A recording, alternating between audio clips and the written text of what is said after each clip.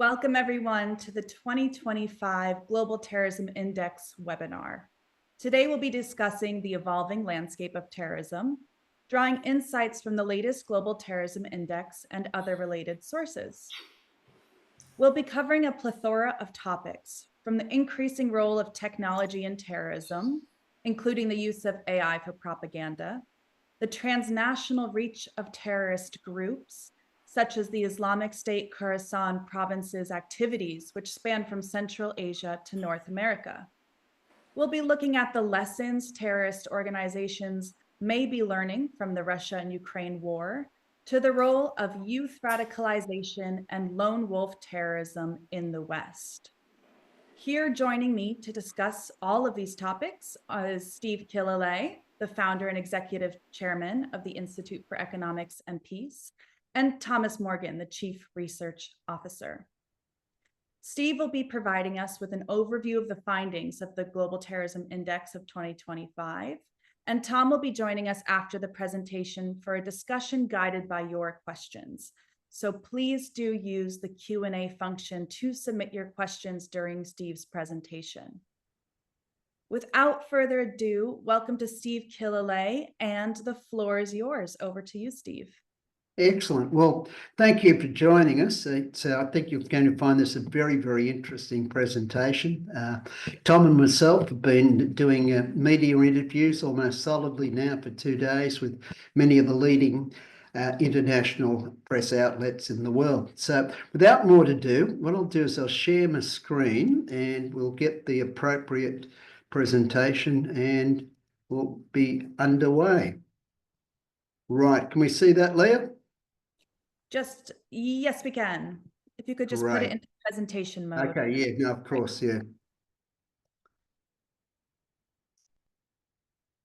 Right, without more to do, let's go into it. So first, for those of you who don't know a lot about the Institute for Economics and Peace, I'll just give a couple of simple facts. So the Institute for Economics and Peace is now about 20 years old. We're set up to understand the intersection between business, peace, and economics. We place special emphasis on metrics to measure peace and then to ascribe an economic value to changes in peace. We're located in many different parts of the world, headquartered in Sydney, Australia, but we have offices in New York, Brussels, The Hague, Mexico City, Nairobi, and are currently in the process of setting up in the Philippines as well. So the operation's expanding quite dramatically. We have many, many partners. So we work with people like the UN, World Bank, Commonwealth Secretariat, OECD, UNESCO, World Vision, Rotary International, Religions for Peace, Philippines government, and I could go for many, many more. So this is just a few of them, but it'll give you an idea of just how widely the work we do has been picked up. Now, without more to do, we'll get in and have a look at some of the reports. So we publish a whole range of different reports, and these are the 6 major reports we do each year. And as you can see, the global terrorism is one of them, but the Global Peace Index is the one which we're most known for and most renowned. So now, if we look at this is a quick mud map, which gives you an idea of terrorism around the world. So red is very, very bad. Blue is very, very good. So there's a few things you may want to notice on the map. So if we're looking at, we can see the Sahel region in Africa, it's got the most red, as has the Congo and Somalia. And then if we go over to South Asia, we can see a lot of red there and also up within the USSR.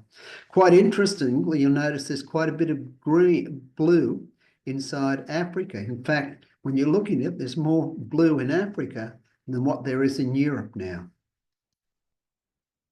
So the key findings, if we look at it, there was 7,555 deaths. Now, there was a big spike of 1,200 with deaths caused by the Hamas attack on October the 7th.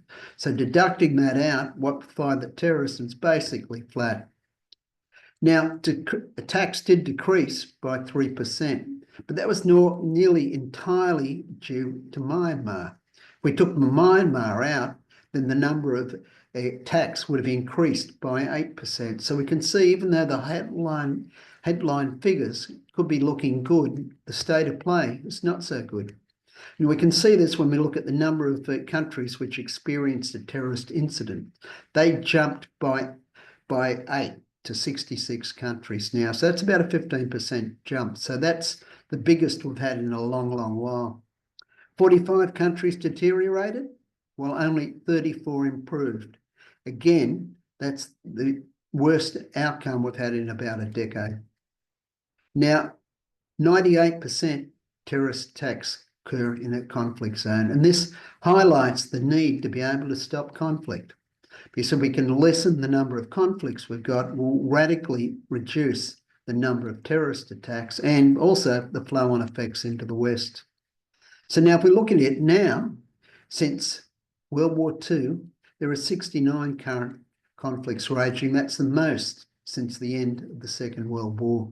And we find that there are 91 countries now involved in a conflict beyond their borders. That's the most since the inception of the Global Peace Index nearly 20 years ago. 4 deadliest groups: the Islamic State, TTP, JNIM, and Al-Shabaab killed 11% more people than did in the prior year. And TTP is the fastest growing organisation in the world, with deaths up by 90%, all of them in Pakistan, and there were 558 deaths.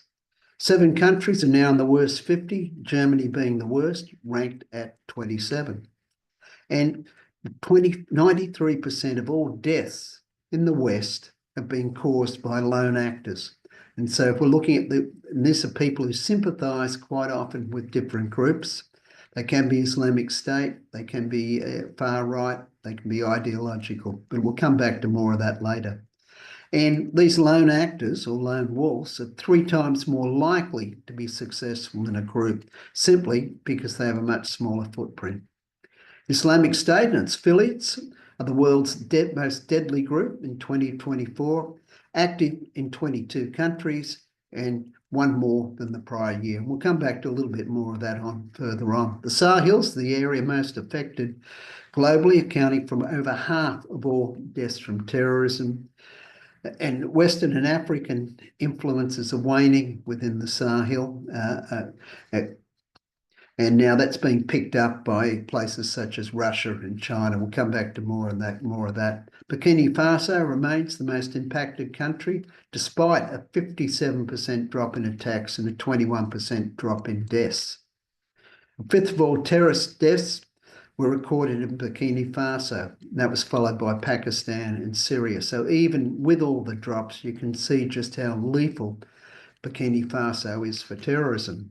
And Niger and Pakistan had the largest increases in deaths from terrorism, with Niger up 94% and 45% for Pakistan. Now, what I'd like to highlight here is we went back to Niger in 2022. It had one of the largest decreases in deaths from terrorism, which makes us, when we look at Burkina Faso and the drop there, realise how tenuous that drop actually is, and we would not consider it a trend.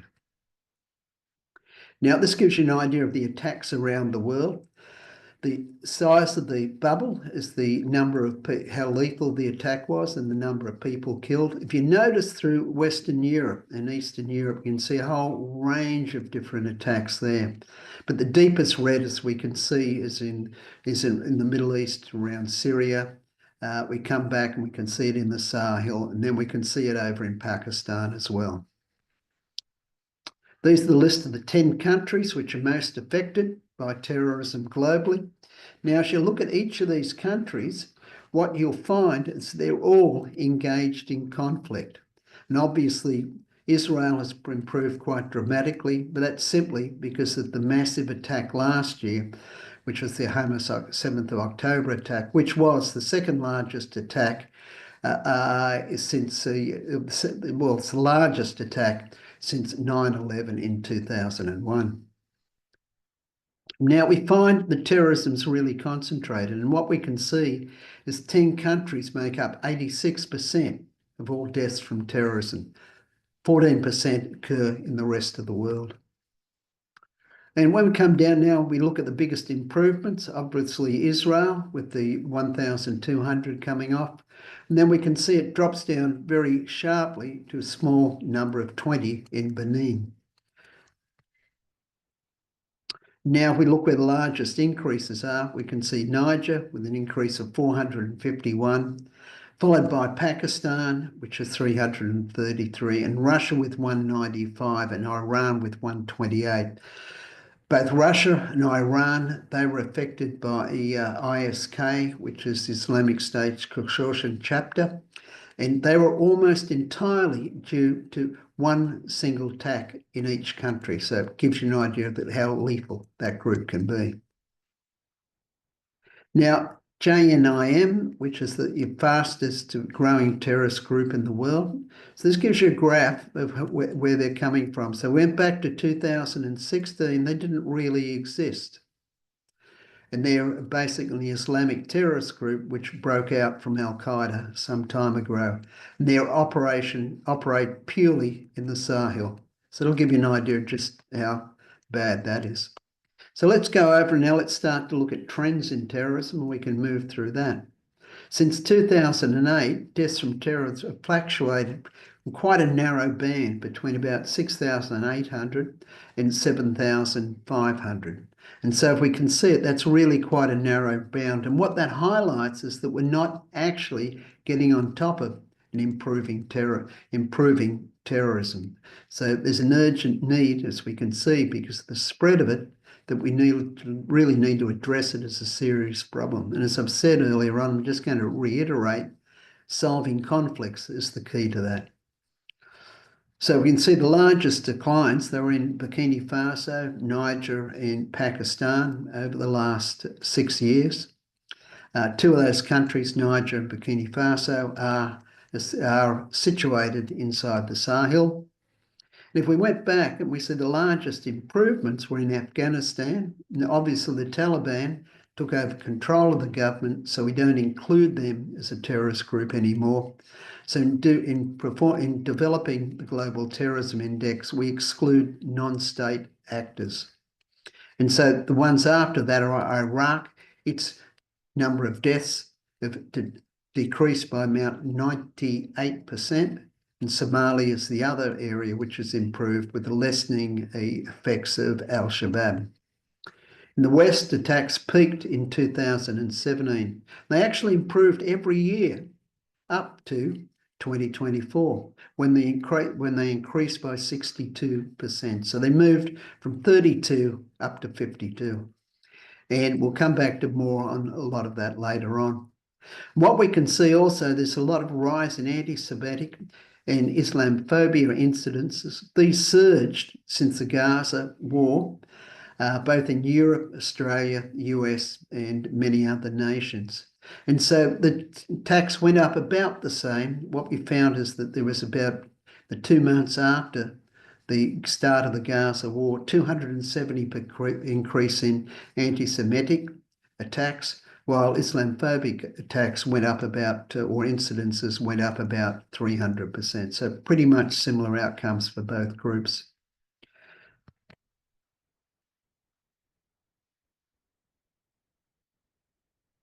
So now this gives you an idea of just the changing landscape. So if we look at the grey bar, or the greyish blue bar, I guess, if we look at that, what we find is that if we went back to 2011, there were virtually no deaths in the Sahel, and we can see how that's increased over time. If we look at the maroon band at the top, that very thin strip, that's the West. Now, what I'd also like to bring back to your attention and have to your focus on is just the changes in Iraq. And this is this drop of 99% really from the peak in about 2016. And so that's really, really quite substantial. If we look at the bottom, grey block at the bottom, that's all other countries. And what I'd like to point out is that's staying constant. So there's this constant underlying rate of terrorism, which we haven't been able to shift. And really, you could argue that that actually is slightly increasing since about 2009, if you did a trend line through it. Now, there are all sorts of different motivations. We cover political, religious, nationalistic with a religious tinge, nationalistic, single interest, and then other ones undetermined. So what you'll notice is the big change from 2017, where most of it came down to be political, religious, and nationalistic. When we hit 2024, what we're finding in the West is it's undetermined, the motivations. And it gets very, very hard actually tracking them down because a lot of the time the motivations are actually unclear. People self-radicalize online. As I mentioned, 93% of all deaths or fatalities through terrorism in the West were done by a lone actor. So they radicalize online. What then happens is they quite often pick it up from conflicting ideologies. It may be partly Islamic State, conspiracy theories, and then they build a world view up, which they merge in their minds out of this. So it's getting harder and harder to determine the true motivations of terrorists. Now, we look at the percentage of, we look at the responsibility for terrorist attacks in the West. So note how small the group is. Then you've got some which are ideological and others which are unknown. So 83% of all attacks in the West occurred by individuals. Only the remaining percentage actually came through an organised group. So let's have a bit of a look at the homegrown terrorists, and we've covered a little bit of this already, but let's move into it a little bit more detail. Only 8% of attacks in the West, as I've already mentioned, were carried out by a group. Now, radicalisations also happening more quickly. We went back to 2002, with 16 months on average for people to radicalise. By 2015, that had dropped to 10 months, or about 60%. And today, what we can see with just the massive amount of engagement on social media, that the people are now radicalising at times within weeks. And that gets very, very hard for the intelligence services to actually track down. So there's a variety of reasons why people actually end up isolating, and people can pick their own one as the major cause, but I've put it together and find it's very, very hard to really pick any one which stands out. A lot of people are isolated, they're alone, they've got a dislike for society. We can see many different polls around the world now, people are getting more disaffected with society, and even in the last 2 months, we can see that that's increased. Quite often it can be combined with mental health issues. Sometimes separating the terrorism out from the mental health issue can be difficult. And the tax quite often can give them a sense of meaning, purpose in a life where there is not a lot of meaning and there isn't much purpose. There are generally grievances which will come through it. Those grievances can be real and sometimes imagined. And quite often there's a lack of opportunity in their life. They can't see where their lives are going.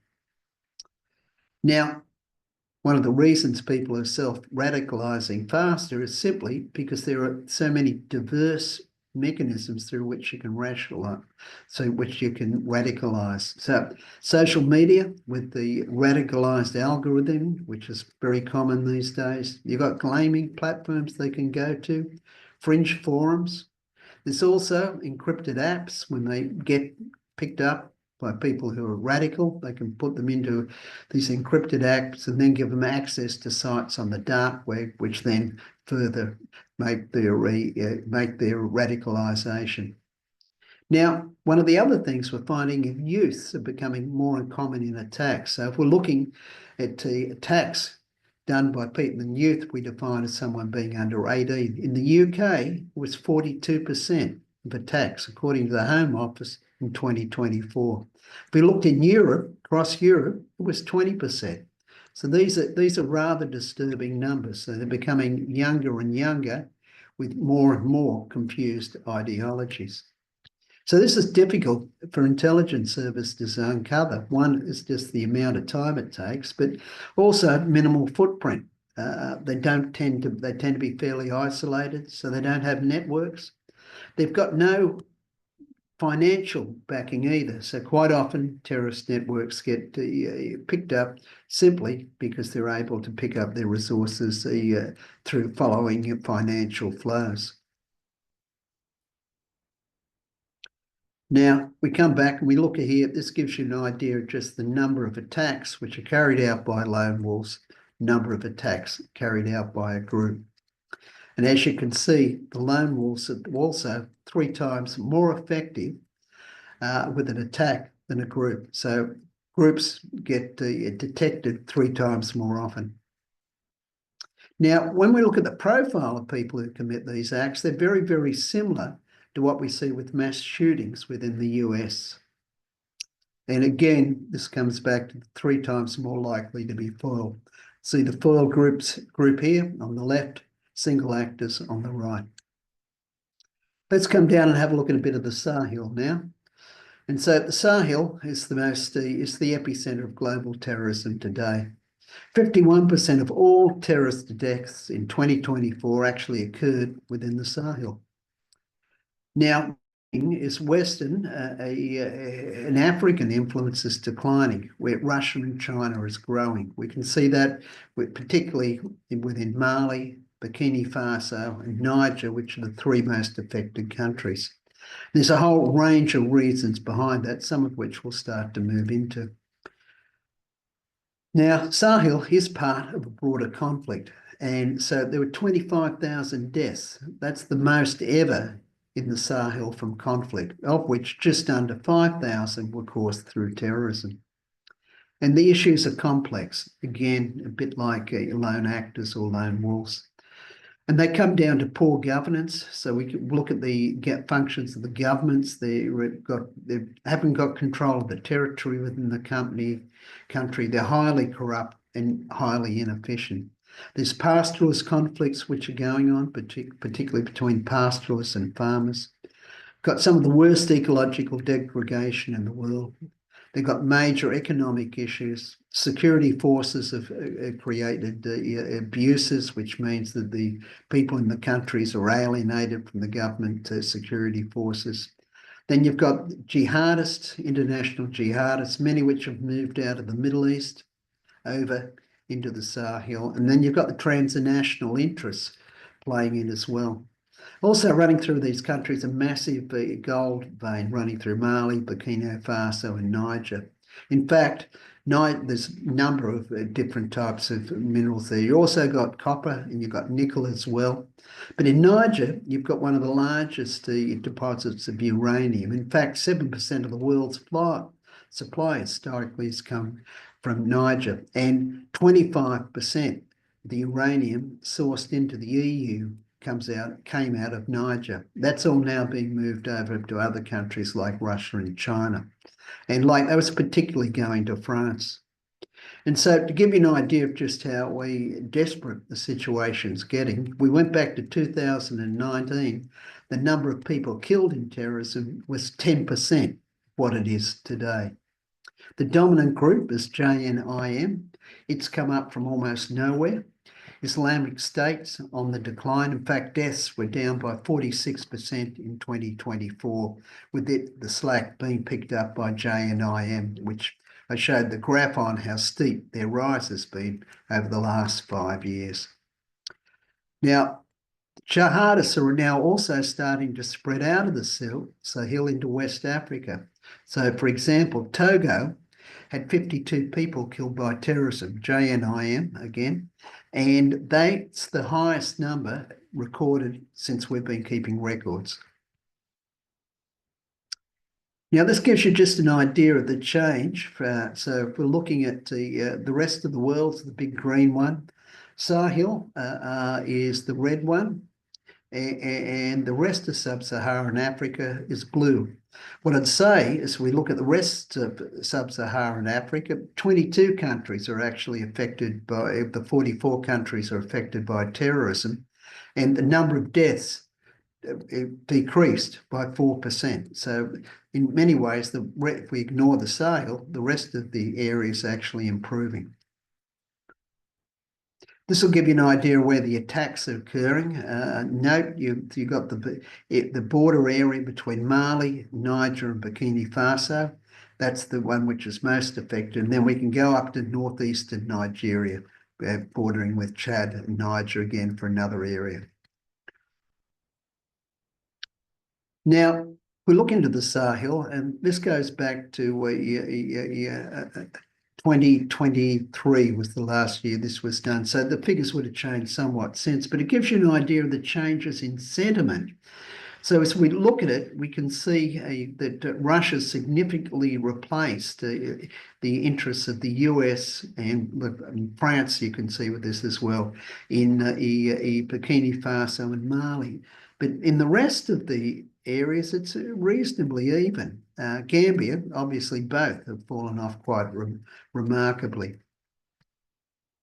Now, this gives you an idea of the negative sentiment in the Sahel towards France. So it gives the France towards the Sahel and the Sahel towards France. And what this is, it's a count of the proportion of negative media events or impressions which have been made. And so we can see the sharp rise there.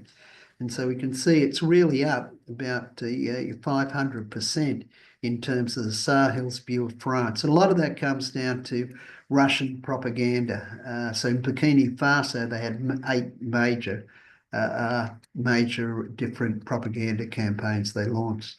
So ISIS is the most deadly, responsible 18,000 deaths.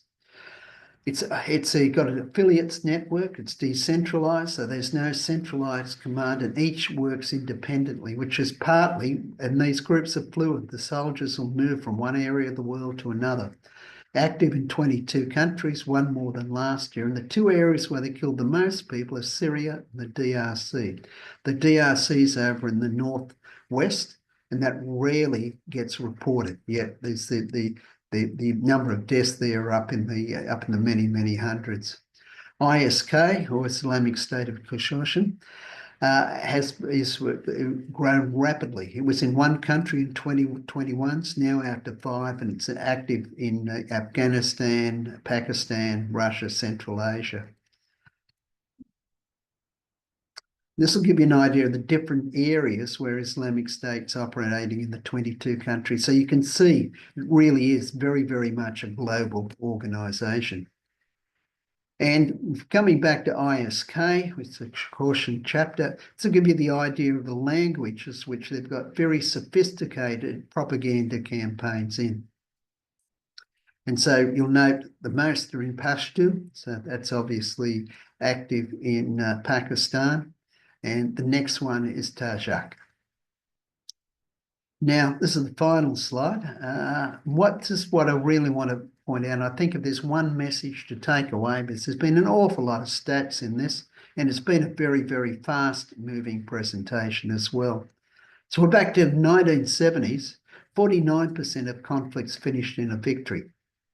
The 2010s, that had dropped down to only 9%. Add to that, the 1970s, 23% of conflicts finished with a peace agreement. The 2010s, that had dropped to 4%. So you've got 87% of conflicts not finishing in the 2010s compared to 82% which did complete in the 1970s. So that change is remarkable. That's absolutely remarkable. Now, combined with that, with the fact I did mention very early on in this presentation, that there are more conflicts now than at any time since the end of the Second World War, 69 conflicts. Combine that with 91 countries which are in a conflict beyond their borders. That's the most since the inception of the Global Peace Index. These factors together mean that terrorism is more likely to increase in the coming years, because 98% of all people who die in a terrorist attack die in a conflict zone. And again, as we can see, the rising drumbeats of international competition and war, we can only say that we really do need peace, and we need it more than we have at any time, probably since the end of the Cold War. And that's the end of the presentation. I'll pass it back over to Leah now, and we'll move into a little bit of Q&A. We've got about 20 minutes for Q&A. Both Tom and myself have to jump off because we've both got media interviews at 8 p.m. this evening, running through for another 2 hours after that. So look, thank you for your time. I'll stop sharing my screen now. Thank you very much, Steve, for that presentation. And if you'd like to know more, you can always follow us on Facebook. You can follow us on X. You can follow us in many other areas as well. And we've got ambassador programs. We've got a lot of strategic partnerships. The ambassador program is about an 8-week part-time course. We've got 5,500 people globally. We run workshops all around the world. I think there were ones in about 150 countries last year. And we have a short online academy, basically around positive peace, which is 2 hours, which I thoroughly recommend for anyone if they just want to get a little bit more information. So thank you. Thanks, Steve, for that wonderful presentation and for those calls to action. I highly recommend, if you would like to learn more about our reports in depth, please do follow Steve's advice and take our IEP Academy and Ambassador program as well. So we will now move on to the question and answer portion of this webinar. And I see that we have many in the chat. Thank you very much to everybody who submitted questions. And the first one will go to you, Steve. The question is, when analyzing terrorism, can ideological motives be divorced from political motives? Look, that's a great question, and don't think I'm going to give actually a clear answer. So the answer is at times yes, it can be. At other times it can't be. So if you've just got a grudge against society, you build that up in your head, and now you want to go out and commit an attack where you're trying to send a message to a broader audience than those which are being hit, then that's really comes down and gets there. But it gets very difficult, that angle, because you can say if you're going to send a message to a broader audience, then it's an ideological message. But the problem is the ideological messages get confused. So it's people morph in their own head and build up a worldview. It can get very, very hard. The other thing associated with it, it can be simply mental health. And so the mental health, how much, which creates this narrative in their mind, which is real and unreal, which then they take out as a grievance in an attack, which is ideological or mental health. Now, Tom speaks quite eloquently at this, so I'll pass it over to Tom, seeing we started with a difficult one, Tom. I just make one clarification on that as well. I think the question was in reference to one of the charts where one showed various different types of specific motivations, and then the following chart had one that was classified as ideological. So in that specific chart, what that is referring to when it says ideological is when you have an attack that is attributed to sympathy with a specific ideology, but not attributed to a group. So the way that that's often coded in the data set is you'll see something coded as far-right extremist or anarchist extremist or something like that, where the person has clear sympathies with a particular ideology, but are not associated with a particular group or a specific movement. So that's the difference between those two charts that you saw. Great. Thanks to both of you. Steve, another question in your direction. IEP has said that the biggest global risk in the next 2 years is misinformation and disinformation. Where does this come into play as far as terrorism goes? Well, I think we're seeing a rise of many, many different types of disinformation. I think propaganda machines are getting more and more complex. We're finding it coming out of political parties, even mainstream political parties these days. You've got a number of international actors. The Russians are exceptionally good at this, putting disinformation out. And as we're watching the rise of AI, and we're using a lot of AI now inside the Institute for Economics and Peace. And so we can take my voice now, clone it, so my wife can't tell the difference between my voice. We're even now able to take videos, and we take my face and we can have it moving as you're seeing me on the screen now. Not quite as good, but it's very good. And so with AI and the development of a lot of these platforms, the misinformation and the deception is getting easier to do. And with AI, you can now develop it faster, have it more convincing, and distribute it at much larger, at a much faster pace into larger audiences. So it's so that'll be a few comments I've got on it. Tom, you've got stuff you want to mention? You've always got a good comment. Yeah, I think with the use of that kind of technology, it's kind of early days. So we know that ISK, for example, have been experimenting with their social media presence with AI generated images and videos and so on. The uptake of those, it's received a lot of attention. The uptake has perhaps been a bit more limited. But that doesn't mean that it won't continue to increase in the future, of course, with the pace at which the technology is developing, the cost coming down of video production and so on. I certainly wouldn't expect to see, that being diminished. I think that's an area that you're going to see more and more of over the coming years. So what I would pick up on that is with ISK. So they're now operating in 10 languages, as we saw on the graph, which we had earlier on. But they've also now, as they get people, they get in contact with them, they can put them into closed groups, that can give them instructions now on how to make bombs, how to carry out attacks, and give them a personal instruction on motivation as well. But not much of it's aimed at the West. It's mainly aimed over into Afghanistan, Pakistan, and over into Central Asia. Great. Thanks to both of you. Now, Tom, we have a really interesting question here about relationships between terrorist attacks before and after coups that have happened across Africa. Would you have any information or insights into governments that are maybe in some sort of transition and terrorism? I think the most prominent example of this is in Niger over the past year. That's a very clear example where there was an increase in terrorist activity and increase in violence after a coup. That's not necessarily related to the coup itself. It's more the switch that the governing authorities in Niger, the switch between a emphasis or relationship with France and the US, who base their counterterrorism operations largely out of Niger, to switching to a much stronger relationship with Russia. And those are some of the charts that you saw from Steve there.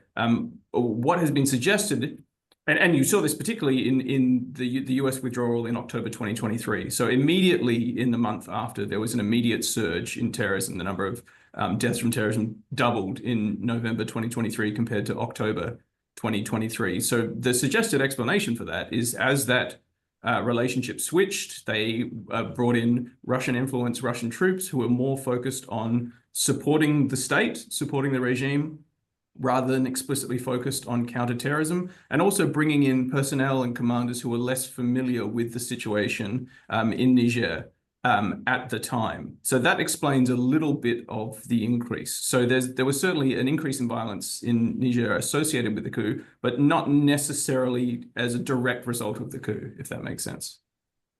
One of the other things too, which has occurred, is the Russia's initially came in, but it's got bogged down more and more in the Ukrainian war. They've started to divert resources. So there's one of the brigades there, one of their famous brigades is the Bear Brigade. And so as the Ukraine moved into the Donetsk region, what they did then was pull back a lot of members of the Bear Brigade to help to defend there. So the defense isn't as much. The other thing too is when you have a coup, it involves the army. So some of the army would have been loyal to the old government, some loyal to the new government. And so that now creates a breakdown of the communication and just a breakdown of the force projection within the military in those countries as well, especially in Niger. Right, thank you. Tom, we have a number of different questions in the chat that are about our methodology of how we attribute different attacks. How do we separate splinter groups from a main group? Could you speak a little bit about IEP's methodology? Yeah, no, sure. And I noticed also there was a question just about the definition of terrorism as well. So perhaps that's the best place to start. So as Steve alluded to in the presentation, there was also a question in the chat about state-sponsored terrorism. So it needs to be the use of violence or the threat of violence by a non-state group. It has to be for the promotion of a specific ideology or cause, and it has to look to send a message beyond the immediate group targeted by the attack in order to induce a behavior change in the broader society. So you'll notice there are a number of instances that are ruled out by that. There was a question about gang activity in Haiti as well in the chat. So organized criminal activity, for example, of the type you saw in Haiti, or perhaps you'd see in Mexico from the cartels, is not included as terrorism. It doesn't meet all of the criteria. So that's why that's included. Obviously, actions taken by non-state actors, by state actors are not included as well. And that's the kind of thing you would see reflected elsewhere in other IEP reports, other indicators, things like the political terror scale, for example, is where that kind of state-sponsored terror would be captured. In terms of how different groups are defined, and I saw it in the chat, there was a question there about Boko Haram and the different splinter groups.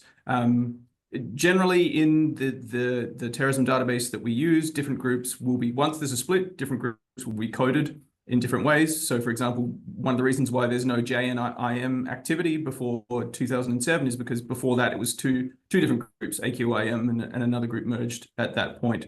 So for Boko Haram, we are capturing the activity of the different groups as separate groups. The one exception that we make is for ISIL, because ISIL has its different affiliates. Those are recorded in the database as those different affiliates. But when we're looking at ISIL, sometimes we'll look at those affiliates individually. But when we're looking at the impact of the organization as a whole, because they are more closely associated than other groups with similar kinds of associations, that's when we count up all those deaths and attacks with IS as a single organization. Great, very helpful. Thank you. Yeah, the only comment I'd add to that is that we're looking at Mexico. That's going to get very interesting next year because the US government now has classified 9 groups down there as terrorist operators. So I think we're all very, very interested to see how the coding, the kind of attacks down there go. What's considered a terrorist attack? What's considered a criminal act? What's considered gang warfare? What's considered conflict there. So I think there'll be some changes next year, and it could be quite substantial, just the impact some of the Mexican cartels will have on the index. Now, on that same topic, Steve, interested to hear from both of you about what is the outlook for terrorism for the next 12 months, do you think? I think it's bleak, and you can look at that from a number of different angles. We're looking at the Sahel. It's unlikely that that's going to improve over time. We've got a major war raging in the DRC. We could see it had one of the highest number of largest increases in terrorism. That war's only got worse. Now separating conflict deaths, and there's been many civilian atrocities been occurring, like whole villages almost being wiped out. How much of them are considered terrorist attacks or not? So on that score, we can see the conflict within the Middle East. In the Gaza, that's fueled, as we saw in the presentation, a lot of anti-Semitic and Islamophobic. Even today in Sydney, at least I'm sitting in Sydney, Australia, there was a youth, again, this is one of those young youths radicalising online, 17-year-old, who was picked up, who was going to blow up a mosque, going to go in and use guns to attack a mosque, and talking about the Christchurch massacre #2. So my sense is that we're not going to see an end to the Gaza war. That's going to keep fueling a lot of behaviour and hate instances within the West, and I think a number of them will spill over into actual terrorist attacks over time. The Sahel, we can't see any light there. Anything which looks like JNIM is going to decrease in activity. Syria, ISIS is growing there. That may improve because the SDF, that's the Kurdish group in northern Syria, is looking like they're going to do a peace deal with the Pakistanis. That will give them plenty of focus now back on the Islamic State. There's the US base there, which is there in the Kurdish territory, specifically with the task of attacking Islamic State. And there's about 40,000 people who are either ex-Islamic fighters or families or friends of Islamic fighters who are in refugee camps or jails within that area as well. So that area may improve. I'd expect Iraq to continue to improve, but the Sahel, DRC, and I guess ISK too, it may be able to launch more successful attacks in Iran and Russia. Both those countries have got their security forces more focused on the conflicts they've been fighting. So obviously, if you think about the war like Russia's got in the Ukraine, where some estimates are as high, and they may be too high, that they lost 400,000 troops last year. So you'll divert all your resources to fighting the war. That's the intelligence people who would have been trying to track down terrorists. Thank you. Tom, do you have any final thoughts on that, the next 12 months? Yeah, I would just say, just in addition to what Steve said, when we look at sort of patterns in terrorist activity, we had an expert essay in the GTI several years ago about this, which talked about the way terrorist attacks can often happen in bursts. So you'll see there may be a downturn and no terrorism for some period, but then if we just look over the past couple of months, the increase in vehicle attacks we've seen in Germany and in the US, a number of other potentially IS-related attacks in Europe as well. So often there's a certain copycat element to these kind of attacks. There's a lot of media attention that then can, when Steve was talking about the radicalization model, that attention that's drawn to that level of violence and terrorism can tip potential would-be terrorists over the edge. That in turn fuels certain narratives, which can lead to a sort of reprisal attacks potentially as well. So once that cycle starts increasing, it's not uncommon to see a sort of burst of terrorism associated with one or two prominent attacks. So if we're looking at the West, particularly in Europe, it wouldn't be surprising if we saw a continuation of that increase over the next 12 months. Thank you. And with that, we are going to have to close today's session so that Steve and Tom can get to their media interviews starting in 10 minutes. For all of the questions that we were not able to answer during this session, I invite you to visit our website, visionofhumanity.org. And on the bottom right side of that website, you will see IEP's new Peace Bot. You can type in any of your questions into that function and you will gain answers based on IEP's reports. So please do use that function if your questions were not able to be answered during this time. So with that, I want to thank you, everybody in our audience, for attending today's session. And thank you to Steve and Tom for sharing your knowledge and information on the 2025 Global Terrorism Index. Thank you, everybody. Yeah. Thanks. Look, great being there. I've just gone through the Q&A, looking at the various questions. I always like to try and guess which countries people come from. So, and some of you, multiple questions. So look, thank you for the questions. I always think these presentations are made quite often by the questions. Great. Thank you.